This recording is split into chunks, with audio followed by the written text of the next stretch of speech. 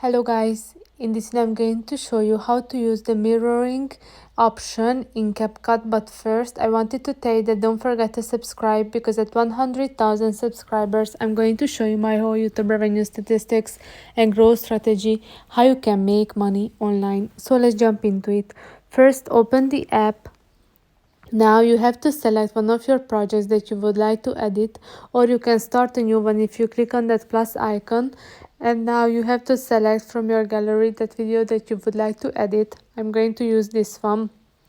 Now you have to click on the edit option on the bottom of the screen, the first option. Scroll a little bit to the right, and now you should see the edit option. Click on it, and the first option is mirror.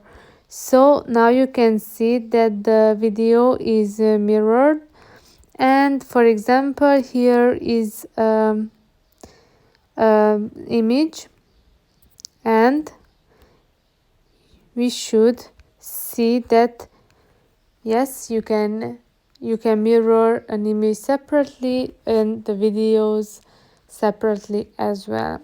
So this is for this video. I hope that it was helpful for you. If it was, please consider subscribing, and see you in the next one. Bye bye.